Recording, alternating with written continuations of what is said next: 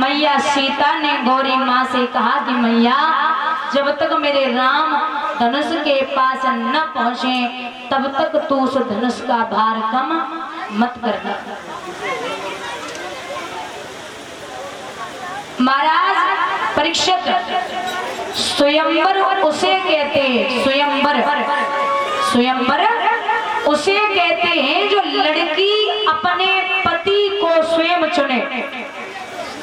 स्वयंवर उसे कहते हैं जो लड़की अपने पति को स्वयं चुने, स्वयंवर। अच्छा, पहले शादियां होती थी, राम ने धनुष तोड़ो तब जयमाला पड़ी, अर्जुन ने मीन मारी तब जयमाला पड़ी। आज के जमाने में लड़का रूठ जात, बोले अगर जयमाला नहीं डरवाई तो हम ब्याह नहीं करेंगे। एक लड़का बारोठी पे ही रूठेगा, बोले अगर जयमाला नहीं पड़ी हम शादी नहीं करेंगे। दादा बड़े मजाक ही रहे, बोले नला राम ने धनुष तोड़ो तब जयमाला पड़ी, अर्जुन ने मीन मारी तब जयमाला पड़ी। अब न धनुष है न मीन जुगाड़ी को पहिया डरो जो टोट दो तुम्हें जयमाला। अब कोई बड़ों से काम करो तब तो जयमाला डरे भी अच्छी लगे, ऐसे कैसे? पहले जब शादियां होती थी, आप बुजुर्ग बैठे हैं, आपको सबको पता है, तो शादी के बाद विदा होती थी 5 साल बाद, होती थी ना 5 साल बाद। और आज के जमाने में अगर चौथे दिन बहू घर पे ना आए तो लला फांसी लगाए मर जाए। आ रही कि नहीं आ रही? हम जहर खा ले रहे।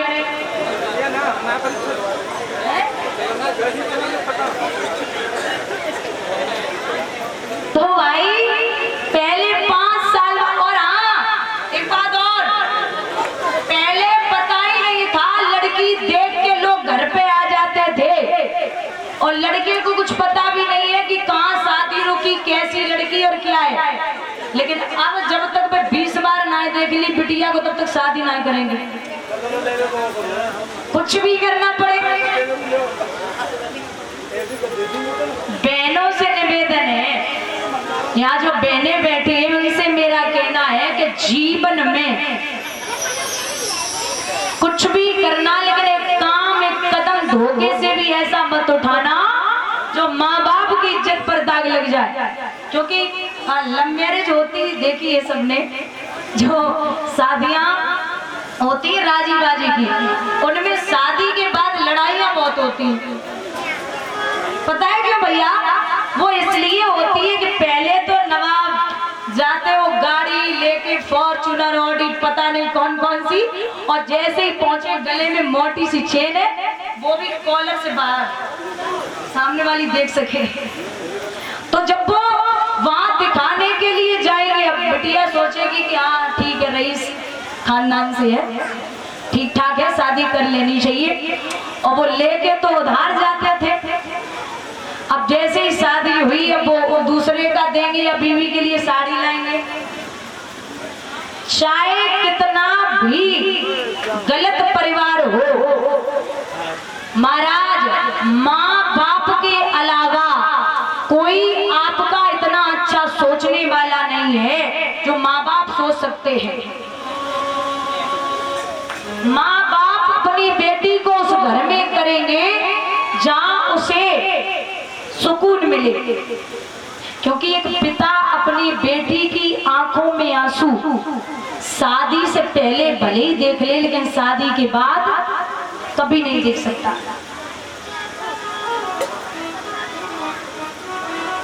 हमने तो कई लोग देखे, बोलेंगे अगर तुम हमसे शादी नहीं करोगी तो मैं मर जाऊंगा। भाई मर जा, मर जाना, मना किसने किया? तुम शादी नहीं करोगी तो मैं जहर खा लूंगा, खा ले, मेरे बाप का क्या बिगड़ता है? सही बात है ना? वो अपनी अपनी जिंदगी है, कौन क्या कर रहा, कौन कैसे जीना चाहता, वो अपने अपने सब आजाद है। हाँ ये हो सकता है हमारा विद्वान वही है। बस इतना कहना चाहते हैं कि जीवन में एक ऐसा इंसान चुनिए, जीवन में एक ऐसा इंसान चुनिए जो आपको प्रेम से ज्यादा इज्जत दे, जो आपको प्यार तो है ही, वो तो 2-4 दिन का ही होता खत्म। इज्जत जो होती है उसे सही सलामत रखे, वरना मेरी समझ में माँ बाप के अलावा कोई तीसरा पैदा हुआ ही नहीं है। बेटियां घर का आन मान सम्मान होती हैं। आज जब राजा जनक ने ऐलान किया है कि जितने नरेश यहाँ पे आए हैं सब अपना अपना पौरुष धनुष पे अनिवार्य, तो सुनते ही ये सूचना उमड़ पड़े महपाल, कमरे बांधे मैदान में कूद पड़े तत्काल। बड़े बड़े राजा महाराजा गढ़ बाबा चौपाई में लिखते हैं कि भूप सहस दस एक ही बारा और लगे उठावन तरह तारा। भूप सहस, भूप माने राजा, सहस माने हजार, भूप सहस 10।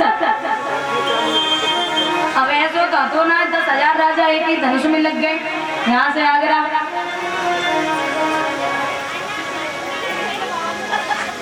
महाराज बारी बारी करके एक एक दिन में राजा जब वो धनुष के पास पहुंचते हैं ना, तो हिलाने की, उठाने की छोड़ दो, हिला तक नहीं पाया। अब राजा जनक ने ये विचार किया है कि जितने नरेश यहाँ पे आए हैं कुछ भी नहीं कर सकते, दृढ़ करके मैंने कुछ न किया, अपनी चिंता पर रोता हूँ, रह गई कन्या कुंवारी मेरी, चिंता में डूबा जाता हूँ। जितने नरेश बस आए यहाँ उन सब ही की छवि धूल हुई, मैंने तो निश्चय जान लिया पृथ्वी वीरों से हीन हुई। अब पृथ्वी पर कोई वीर नहीं बचा।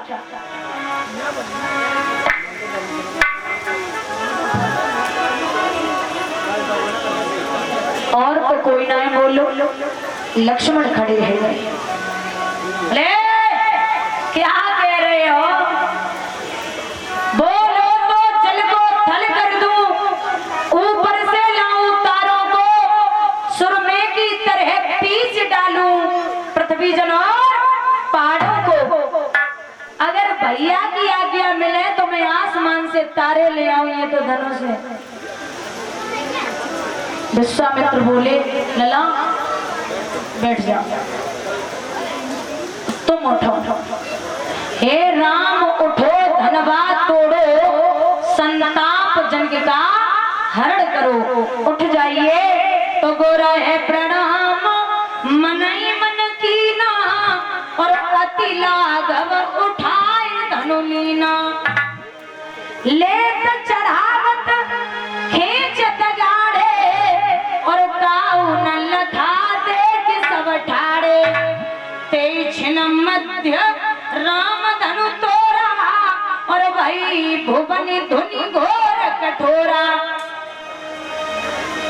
भगवान ने धनुष उठाया, गुरु को जब जब पहले प्रणाम किया है, लिया है वो धनुष माथे से लगाया, और जब बीच से वो धनुष तोड़ा है, महाराज इतनी भयंकर ध्वनि हुई है।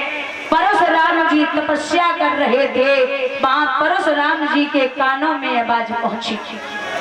इधर से तो परशुराम जी चले और इधर सीता मैया जयमाला लेके पहुंची। अब राम सीता मैया से लंबे से और अब 1.5 हाथ को मुकुट और बांधे जयमाला कैसे पड़े। तो सखिया बोली कि बेटा राम झुक जा। राम बेचारे झुकवे के लिए थोड़े से तैयार हुए। लक्ष्मण बोले कहा कर रहे हो? अगर ससुराल में पहली बार झुक गए ना तो जिंदगी भर झुकना पड़ेगा। सीधे खड़े हो जाओ। पहले राम बेचारे कछु सुस्त खड़े, अब तो अकड़े खड़े हो गए। बोले देखिए रघुवंशियों ने झुकना नहीं अकड़ना सीखा है। अब सखियां बोली दीदी जयमाला कैसे पड़े? तो जवाब दो वाली, ये जो लक्ष्मण है ना, ये शेष नाम